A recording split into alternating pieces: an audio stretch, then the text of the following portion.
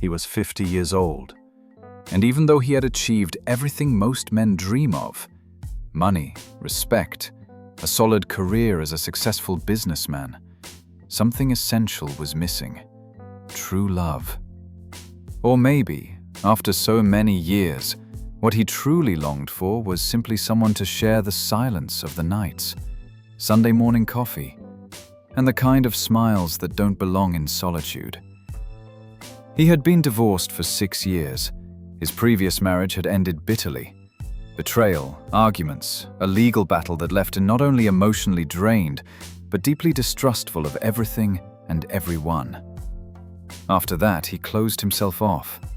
He masked the pain with humor at business lunches, with elegance in social media photos. But deep inside, there was a broken man. A man who, even with a comfortable life, went to sleep every night with a void that success could never fill. Then she appeared. 23 years old, young, beautiful, full of life, a captivating smile, a sweet voice, and eyes that seemed to see exactly where it hurt. They met by chance at an art event. He was an investor in the field, and she said she was passionate about painting. They talked for hours, and by the end of that night, he went home with a phone number and something he hadn't felt in a long time: butterflies in his stomach. In the days that followed, they exchanged messages, long phone calls at night, shared laughter. She said she admired his maturity, his intelligence, the way he spoke. She said young men didn't understand her, that he was different, and he believed her. Soon after, they started going out. Fancy restaurants, weekend getaways, candlelit dinners. She seemed perfect, affectionate, attentive, sweet. She said he was the man of her life, that age was just a number, that what really mattered was what they felt. And he began to believe he had been lucky again, that after so much pain, maybe God had finally sent him a gift, someone who truly loved him. In less than 6 months, they were living together. She moved into his house, started attending his events, and soon began influencing daily decisions: his clothes, his schedule, his lifestyle. Everything seemed to be moving fast, but naturally. After all, when you're in love, everything feels possible. Everything feels right. But little by little, signs began to emerge. Signs that he initially chose to ignore. She insisted on knowing details: how much money he had in his accounts, which properties were in his name, which assets were under the company's name. She asked to be listed as a beneficiary on one of his insurance policies, said it was just for safety, in case something ever happened to him. He found it odd, but tried to believe it was just care and concern. Passion still blinded him. She also avoided introducing him to her family, claimed her parents lived far away. Friends? Just a few. Co-workers? None. When she went out alone, she kept her whereabouts vague. And when she came back, her answers were always unclear, but always with that charming smile that, for some reason, made everything seem fine. If you were in his place, would you have suspected anything? The turning point came on an ordinary evening, one of those where nothing seems out of place. He was tired and went to bed early. She stayed in the home office, saying she needed to answer some emails, but she forgot her phone on the table, and in that moment, the truth began to surface. A message popped up on the locked screen. It was from a man. It said, "Did he transfer the money yet? We're almost there." His world stopped. His heart pounded. Hands shaking, he unlocked the phone. And there it was. Conversations, plans, screenshots.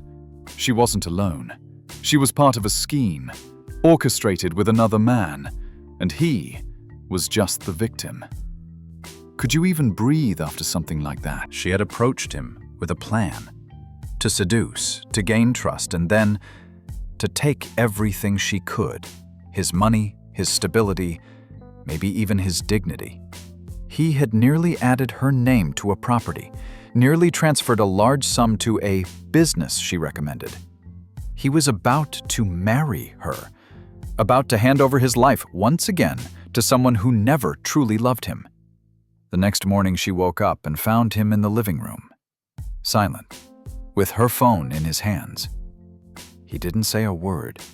He just showed her the screen. She went pale, tried to explain, said it was a misunderstanding, that it was an ex who was blackmailing her, that it was all a setup. She cried, begged, screamed. But he was no longer the man blinded by desire, no longer the man in love with the illusion. He was now a man awakened and deeply wounded, more than ever before. She left the house that day, and he never saw her again. In the days that followed, he sank into sadness, into anger, into shame. How could a man so experienced, so intelligent, so worldly, be fooled by a pretty face and sweet words? And then came the reflection. He wasn't stupid. He wasn't naive. He was simply human, lonely, hopeful. He wanted to be loved. And in the desperate hope of a new beginning, he ignored the signs. He believed in the story because sometimes it's easier to believe the lie we want than to face the truth that hurts. Is this story real? Maybe it is. Maybe not. But it represents countless stories that happen every day, to men and to women. Stories of people who confuse love with dependency, who believe too much, too fast, and give their lives to people who don't even deserve their attention.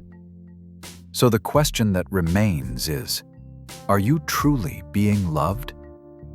Or are you just being used? Be careful with the kind of love that comes too fast, speaks too sweetly, asks too much. Because real love doesn't rush. It builds, it protects, it respects. If you've been through something like this, share it in the comments. Your story might open someone's eyes. And if you know someone who needs to hear this, send them this video.